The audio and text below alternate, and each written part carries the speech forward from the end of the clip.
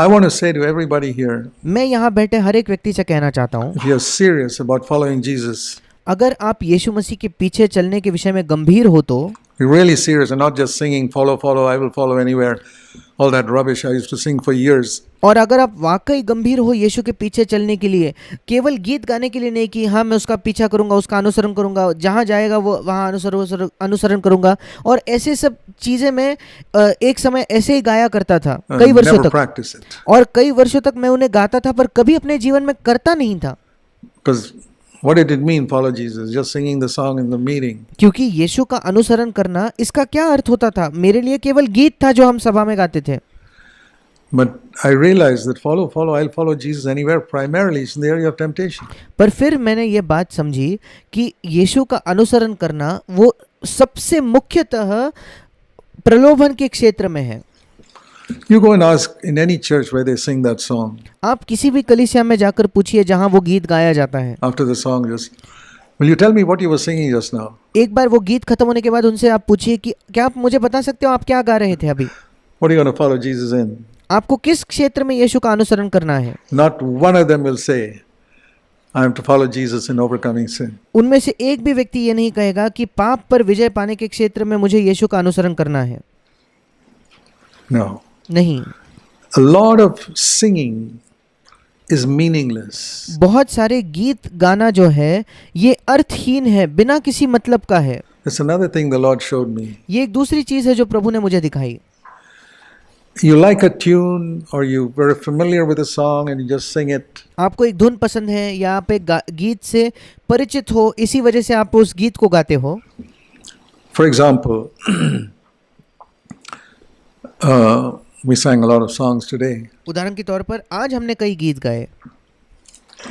Some of them were songs directed to Jesus. उनमें से कुछ गीत हमने यीशु के लिए गाए, मानो हम यीशु से बात कर रहे हैं। You know that. आप जानते हो वो।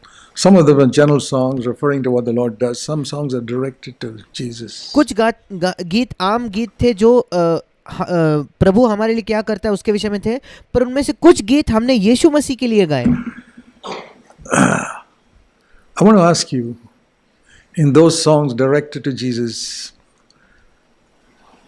were you conscious that Jesus is right now in our midst? मैं आपसे पूछना चाहता हूँ, उन गीतों के दौरान जिन गीतों में हम यीशु से बात कर रहे थे या यीशु से वो कह रहे थे, क्या आपको इस बात का एहसास था कि यीशु यहाँ है? Were you talking to him? क्या आप उससे बात कर रहे थे? I mean, if I'm talking to you, I won't be looking somewhere else and concentrating on something else. देखो, सोच कर देखिए, अगर मैं आपसे बात कर रहा हूँ तो फिर मैं यहाँ वहाँ देखकर किसी और चीज पर अपना ध्यान नहीं लगाऊंगा, And I want to talk to you. और कि कहीं और ध्यान रख के मैं आपसे बात नहीं कर सकता। No. नहीं। But a lot of singing. How do I know? Because that was how it was with me for years. पर बहुत सारे गीत ऐसे ही होते हैं। मैं कैसे जानता हूँ? कई वर्षों तक ये खुद मेरा अनुभव था। Particularly if it was a song I was very familiar with. विशेषकर अगर वो एक ऐसा गीत होता जो मैं बहुत अच्छे से जानता हूँ, कई वर्षों से जानता हूँ, तो I wouldn't be conscious of Jesus being there. फिर मुझे इस बात का एहसास नहीं होता कि यीशु मसीह खुद वहाँ है That I'm talking to him. और मैं उससे बात कर रहा हूँ। Don't you think it's pretty rude if I'm talking to you and I don't even look at you and don't even think about you? क्या आपको नहीं लगेगा कि ये बिल्कुल शिष्टाचार के विरुद्ध है कि मैं आपसे बात कर रहा हूँ पर मैं आपकी ओर देख भी नहीं रहा, कहीं और ही मेरा ध्यान है? Well, that's how I insulted the Lord for so many years. ऐसे ही कई वर्षों तक मैंने खुद प्रभु का अपमान किया। In Sunday morning, संडे सुबह के दिन I insulted the Lord more than on any other day of the week. पूरे सप्ताह के अन्य किसी भी दिन से बढ़कर हर रविवार को सुबह मैं उसका अपमान करता था। Because I wasn't even looking at him, I wasn't even thinking about him, but I'm singing all these wonderful songs about we worship you and love. क्योंकि मैं उसे ना ही देख रहा था ना ही उसके बारे में सोच रहा था, पर ये सारे अद्भुत गीत में गाता था कि प्रभु हम तेरी आराधना करते हैं, हम तुझसे प्रेम करते हैं। That and the other to whom? और ये वो सारी चीजें मैं कहता था, किससे? Whom are we talking to? किससे हम बात कर रहे हैं? We're talking to thin air. हम हवा से बात कर रहे हैं। Because we're not conscious of the presence of Jesus. He said, even if 2 or 3, forget about 50, 60, 2 people क्योंकि हम प्रभु के उपस्थिति के बारे में हम एहसास ही नहीं रखते, हम सचेत नहीं है कि वो वहाँ है। यीशु ने कहा अगर 2 या 3, बड़ी भीड़ भूल जाइए, केवल यीशु ने कहा अगर 2 लोग भी हो तो, come together in the name of Jesus, he अगर वो यीशु के नाम से एकत्रित हो तो says, I'm there. वो कहता है मैं उनके बीच में हूँ। There was a Roman Catholic monk who wrote a book called The Practice of the Presence of God. एक रोमन कैथलिक मंक था या याजक था जिसने एक पुस्तक का नाम लिखा जिसका नाम था परमेश्वर के उपस्थिति का अभ्यास करना।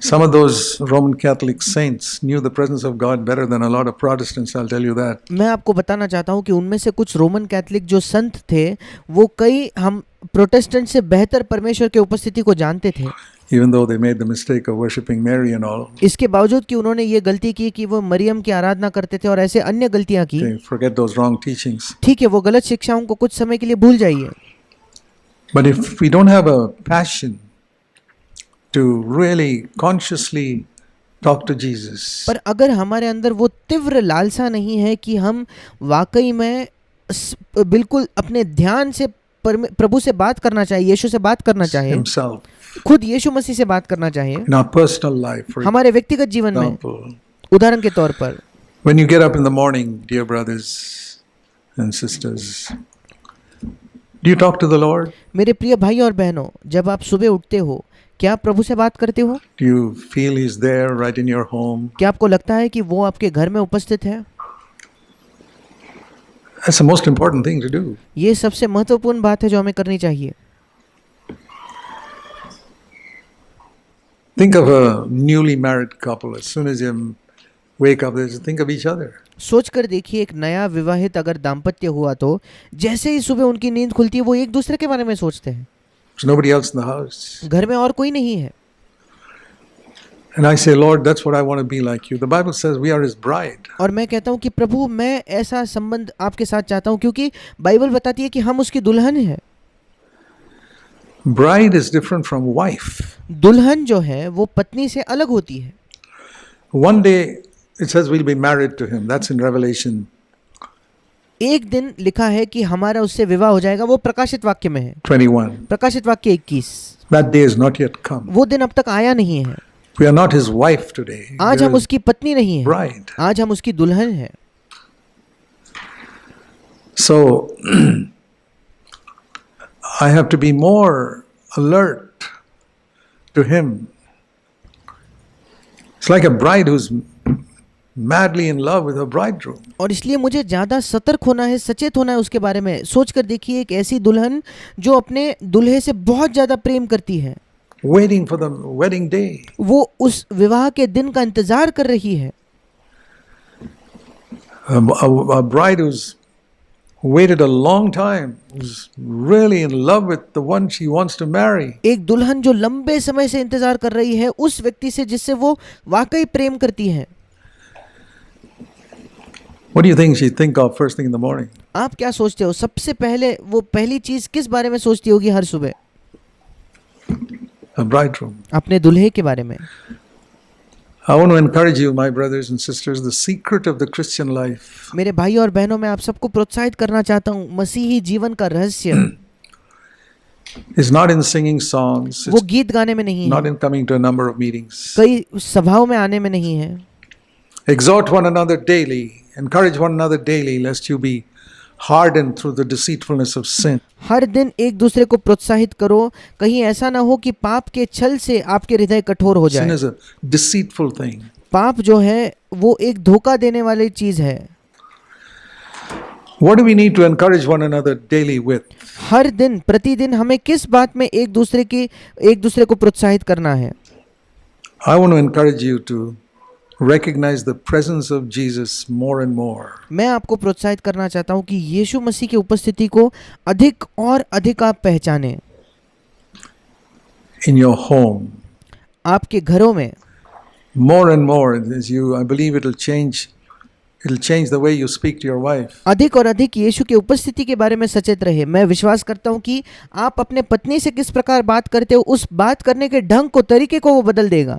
or the way you speak to your husband, या आप अपने पति से कैसे बात करते हो वो बदल जाएगा। if you recognize that Jesus is actually there in your home, अगर आप इस बात को पहचानो कि यीशु मसीह वाकई आपके घर में मौजूद है, in that same room, उसी कमरे में, it's helped me उसने मेरी सहायता की है to control my tongue, कि मैं अपने जबान पर नियंत्रण करूं, काबू रखूं, and control more than my tongue, to control the flesh that seeks to get upset and और मेरे जबान से भी बढ़कर मैं अपने शरीर पर काबू करूं जो हमेशा दूसरों पर नाराज होना चाहता है, discouraged and निराश होना चाहता है, disturbed by so many things which are not serious. There या are कई चीजों से वो विचलित हो जाता है, परेशान हो जाता है जो गंभीर भी नहीं है। 101 things that happen in our life which are not serious. It's got nothing to do with sin. हमारे जीवन में 101 चीजें हैं जो होती है जो बिल्कुल भी गंभीर नहीं है, जिनका पाप से कोई ताल्लुकात नहीं है।